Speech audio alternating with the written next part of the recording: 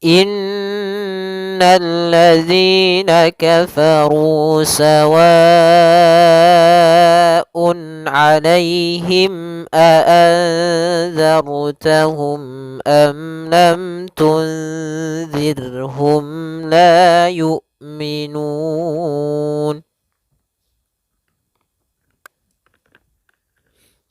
Pada bacaan inna, di sini ada huruf nun yang berharakat tasydid. Maka cara membacanya yaitu kita menahan suara nunnya. Suara nun kita tahan dulu baru dibaca. Jangan langsung innalladzi, tapi tahan dulu dua ketukan. Innalladzi, inna. Maka ini hukum tajwidnya kita namakan dengan gunnah. Kemudian alladzina, innalladzina, di sini ada alif lam. Maka di sini kita namakan dengan alif lam syamsiyah. Alif lam syamsiyah. Yaitu apa? Alif lam yang kita tulis tapi tidak dibaca, sehingga kita langsung baca ke huruf lam yang ketiga, yaitu berupa lam tasydidnya. Yaitu lam yang ketiganya. Maka dikasih tasydid di sini. Maka kemudian alladzina pada lafal zi, hati-hati jangan sampai terbaca dengan zi, karena di sini huruf zal. Yang mana untuk huruf zal sendiri makhrajnya adalah ujung lidah kita menempel dengan gigi seri atas, sehingga atau bisa kita gigit sedikit zi gitu ya. Maka alladzina pada lafal zi ada hukum tajwid berupa mad tabi'i, yaitu adanya kasrah bertemu dengan huruf ya. Karena mad tabi'i terjadi dalam tiga kondisi. Yang pertama fathah ketemu alif, dhammah ketemu waw, kasrah ketemu ya. Nah, di sini tanda panahnya ada yang salah. Ini bukan na yang dipanjangkan, tapi z-nya. Kemudian kafaru adalah faru, kembali lagi ada mad tabi'i, yaitu dhammah bertemu dengan waw, dan di sini ada huruf alif yang ditandai dengan sifar mustadir di atasnya, yaitu tanda lingkaran kecil yang berbundar ini. Maka dia alifnya tidak dianggap ada, sehingga hanya ru-nya saja ketemu dengan waw. Kafaru panjangnya dua harakat, sehingga panjangnya ru dan zi harus sama. Kemudian sawaun alaihim. Nah, ini kami ada sedikit lupa ya. Maka yang pertama kita jelaskan dahulu yang pada lafal sawaun. Sawaun di sini ada hukum tajwid berupa mad wajib muttasil. Maka ketika kita mendapati bacanya seperti ini kita harus panjangkan sepanjang 4 harokat apabila kita bertemu mad ketemu dengan hamzah.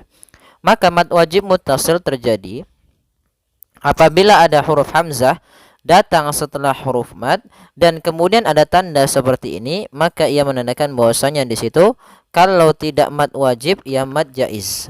Panjangnya berapa harokat? Panjangnya untuk mad wajib yaitu 4 harokat. Ada juga yang mengatakan mad wajib itu 5 harokat di antara para ulama, kedua-duanya kuat. Tapi yang paling banyak kita gunakan kalau kita belajar riwayat yaitu 4 harokat. Maka sawaun. Maka di sini panjang wa adalah 4 harokat. Maka kita panjangkan dulu wa-nya sepanjang 4 harokat baru dibaca on-nya. Mad wajib muttasil itu terjadi apabila ada huruf hamzah datang setelah huruf mad dan hamzah tersebut pada satu kata. Sawaun. Kemudian un alaihim, di sini ada bacaan izhar halqi, yaitu izhar halqi. Kapan terjadinya? Yaitu apabila ada an in un bertemu dengan atau an in un atau nun sukun bertemu dengan huruf izhar, diantaranya adalah hamzah, ain, ha, ghain, ha dan kha. Atau biasanya hamzah ha, ain ha, ghain kha. Maka huruf-huruf ini ketika ada huruf tanwin an in un ketemu atau nun mati ketemu dengan 6 huruf ini, suara nunnya harus jelas atau suara tanwinnya harus jelas. Maka sawaun harus jelas. Kemudian tidak boleh tahan, tidak boleh sawaun alaihim, tidak boleh. Kemudian pelafal alaihim Di sini ada bacaan izhar, maaf, pada lafal alaihi. Alai itu ada ya sukun didahului dengan fathah, maka di sini kita namakan dengan bacaan lin, yaitu cara membacanya dengan bacaan yang lembut, alaihim, alaihim. Kemudian pada lafal him ketika kita bertemu dengan hamzah, maka di sini kita namakan dengan izhar syafawi, yaitu apabila adanya mim mati bertemu dengan seluruh huruf hijaiyah kecuali mim dan ba, maka dia dinamakan dengan izhar syafawi. Maka suara mimnya harus jelas dan tidak boleh ditahan. Alaihim a'anzartahum. Kemudian pada lafal a'anza, di sini harus jelas suara hamzanya, jangan anza tapi a'anza, jelas. Kemudian nun mati bertemu dengan zal, maka ini kita namakan dengan bacaan ikhfa, yaitu suara nunnya. Ikhfa itu apa? Ikhfa yaitu kita artikan samar-samar, atau kita berasal dari kata akhfa yukhfi, menyembunyikan. Maka apa secara definisi, secara istilahnya, yaitu kita membaca di antara idgham dan izhar. Jadi kalau nun mati itu kalau ketemu huruf izhar itu jelas nunnya. Ketemu dengan idgham, idghamnya dimasukkan dan dihilangkan. Sehingga kalau samar-samar berarti kalau di ikhfa itu di antara keduanya masih ada suara nunnya sedikit tapi disamarkan ke huruf setelahnya. Maka di sini cara membacanya adalah nunnya disamarkan kepada huruf zal. A'anza, a'anza, a'anza sambil ditahan gunnahnya. Kemudian zartahum, di sini ada huruf ra yang dia ra mati dan sebelumnya ada fathah. Maka kita namakan dengan ra tafkhim. Ra yang dibaca dengan tebal, maka bukan a'anzartahum tapi tebal, a'anzartahum dan harus ditebalkan, a'anzartahum. Hati-hati juga sebelumnya ada zal bukan za, tapi bukan zai ya, bukan dibaca a'anzar tapi a'anzartahum, ujung lidahnya harus menempel dengan gigi seri. Kemudian a'anzartahum am lam tun. Nah, ketiganya ini mim mati yang pertama, yang kedua, ketiga, ini keseluruhannya kita namakan dengan izhar syafawi.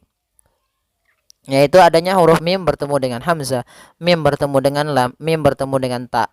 Karena izhar syafawi yaitu apabila ada mim mati bertemu seluruh huruf hijaiyah kecuali mim dan ba, maka dia dinamakan dengan izhar syafawi. Maka ketiganya harus jelas suara mimnya dan tidak boleh ditahan. A'anzartahum am lam tunzirhum. Kemudian pada lafal ini tunzir, di sini ada bacaan ikhfa, yaitu adanya nun sukun bertemu dengan zal kembali. Maka caranya kita samarkan nunnya atau kita samarkan nunnya kepada huruf zal. Maka tunzi, langsung kita seakan-akan melafalkan huruf zal. Tunzirhum sambil ditahan gunnahnya. Kemudian pada lafal zir, di sini ada huruf ra yang sukun didahului dengan kasrah, maka ini kita namakan dengan ra tarqiq, ra yang tipis dalam pelafalannya, jangan dibaca tunzir. Maaf, tunzirhum, tunzirhum. Ini tebal ra-nya. Harusnya tipis. Tunzir ar ya, kalau ar itu tebal, ir tipis. Tunzirhum. Kemudian la yu'minun. Di sini kembali lagi kita dapati ada mim mati bertemu dengan lam, maka dinamakan dengan izhar syafawi. Mimnya harus jelas. La yu'minun. Pada lafal la ada mad tabi'i yaitu ditandai dengan fathah bertemu dengan alif. Kemudian yu'minun yaitu hamzah memiliki sifat jahar dan sifat syiddahnya dan jelas ya, maka suaranya harus tertahan nafasnya dan tertahan suaranya. Yu, a, i, u, tidak boleh yu, tidak boleh juga yu gitu ya, tidak boleh dibaca dengan ain tapi dia hamzah. Yu'minun. Kemudian pada lafal nun, di sini ada bacaan mad arid disukun, yaitu mad yang terjadi disebabkan karenanya ada sukun arid, sukun yang timbul karena kita waqaf. Pada dasarnya yu'minuna, nanya dibaca kalau dia bersambung, tapi karena kita waqaf nunnya jadikan mati. Nah, nun mati ini kita namakan dengan sukun arid, sukun yang muncul karena waqaf. Dan sebelum nun yang dimatikan ini ada huruf mad. Maka setiap kita mendapati bacaan yang seperti ini dan kita waqaf pada kata yang bentuknya mirip, yaitu ada huruf akhir sebelumnya huruf mad, baik itu alif, waw, ya, maka kita namakan dengan mad arid disukun. Panjangnya berapa harokat? Panjangnya boleh 2 harokat, boleh 4 harokat, dan boleh pula 6 harokat. La yu'minun. Kita coba ulang. Innal ladzina kafaru sawa'un 'alaihim a anzartahum am lam tunzirhum la yu'minun.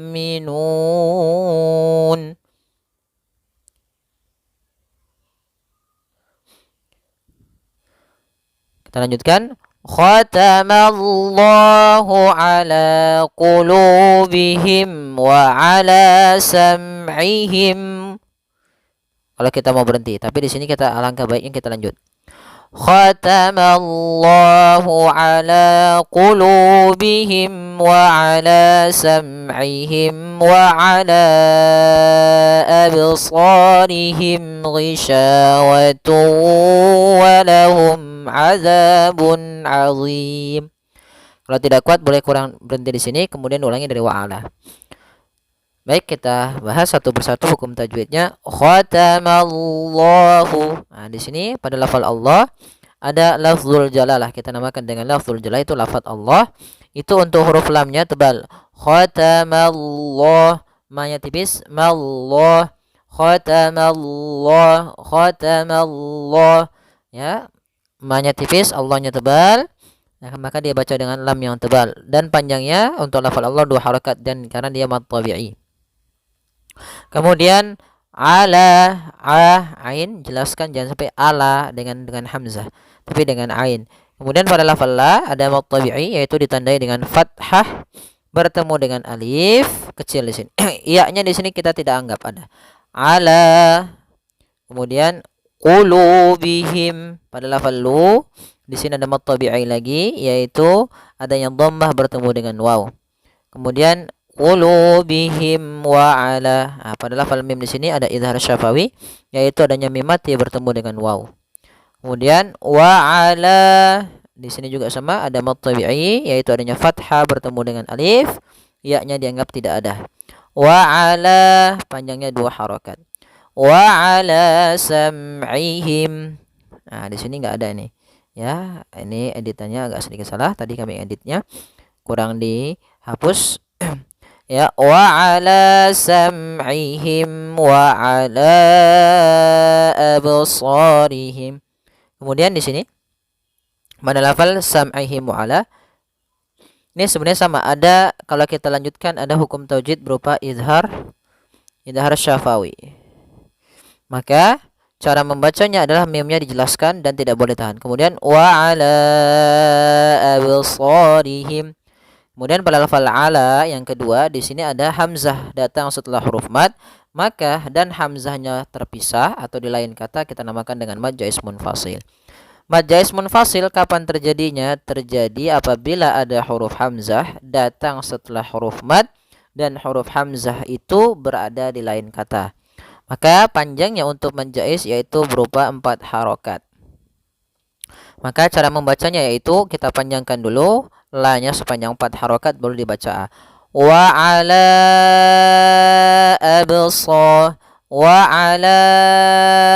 absarihim. Ya, la-nya 4 harokat baru. Kemudian di sini berubah ada bacaan qalqalah. Nah, akan tetapi pada lafal qalqalah ini tidak boleh ada hamzah tambahan, misalnya absarihim, misalkan begitu. Ab. Nah, ini itu ada tambahan hamzah. Sedangkan yang kedua yaitu dia disaktahkan, misalkan nah, ini kemudian dia atau mengambil nafas atau dia malah dengan saktah. Harusnya tidak boleh. Ya, dia langsung saja absarihim. Kemudian pada lafal sa ada mad tabi'i dan sa-nya harus kita tebalkan. Kemudian rihim, ya, absarihim ghishawah. Nah, di sini ada hukum tajwid berupa mim mati bertemu ghain, yaitu idhar syafawi. Kemudian pada lafal ghishawatu, kalau kita lanjut ghishawatu walahum. Nah, di sini ada idgham bi gunnah, yaitu adanya tanwin bertemu dengan huruf waw. Maka cara membacanya yaitu tanwinnya dimasukkan ke huruf waw kemudian ditahan. Ghisyawatun wa lahum. Nah, di sini hukumnya adalah selain daripada idgham biguna yaitu idgham naqis. Wa lahum adzabun azim. Mim mati ketemu ain harus jelas yaitu izhar syafawi, mimnya tidak boleh ditahan. Wa lahum adzabun. Kemudian di sini ada mad tabi'i itu pada lafal dza, hati-hati juga dalam lafal dza. Kemudian adzabun di sini ada izhar. Ya, tadi kami tidak menulisnya. Izhar izhar halqi yaitu suaranya harus jelas. Ya, seperti yang tadi di atas ya, ada sawaun ya izhar halqi. Walahum adzabun azim. Ya, di sini ketemu ain. Azim. Maka di sini pada lafal azim, di sini ada huruf mad dan sebelumnya maaf di akhir kalimat ada mim yang disukunkan disebabkan sukun arid. Maka kita namakan dengan mad arid lisukun. Panjangnya yaitu boleh 2 harokat, boleh 4 harokat dan boleh 6 harokat. Kita ulang kembali.